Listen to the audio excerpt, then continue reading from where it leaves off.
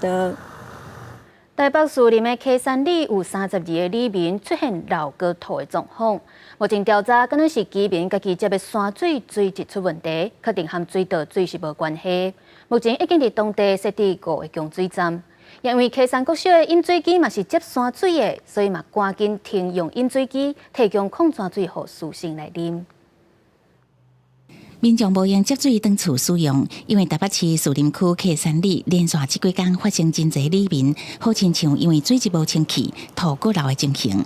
里长烦恼是因为地冻了后，造成山泉水的水质变浊造成的。有点像是吃坏肚子那种感觉一样。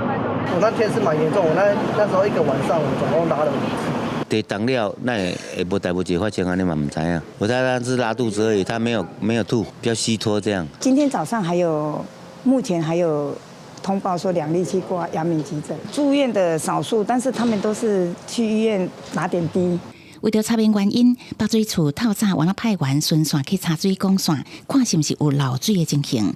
市长周万安是表示，这个案甲北水处所提供的自来水系统无关系，是因为山区的民众家己设水源系统。 经过医疗确定的人数是32位，有上吐下泻的症状。这一次事件其实跟台北市政府自来水事业处所提供的自来水系统是无关，而是山区的民众他们自设的水源系统。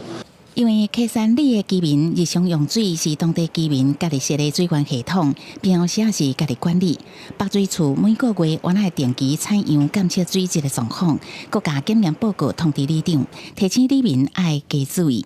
就我们检测的确是有超标的一个情形，曾经有提过相关的一个协助，那因为他们不希望说他们的水是需要加氯的，我们就只能长期来辅导。饮用水的水质标准的大肠杆菌群的数字标准大概是6，根据以往这边的采样的结果大概是最小值会落在100，最大值来讲大概是14000。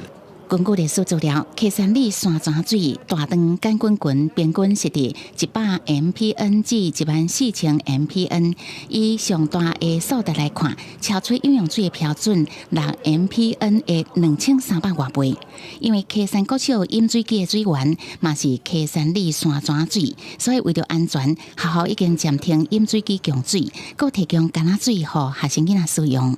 为了安全起见的话，我们还是有把水质今天会去送验。小朋友的部分，我们就暂时停止公益饮水机的水，我们都是用瓶装水。因应这个事件，北水也伫当地校园内设5个紧急出水点。台北市立联合病院阳明院区12日开始嘛开设特别门诊，提供医疗服务。记者综合报道。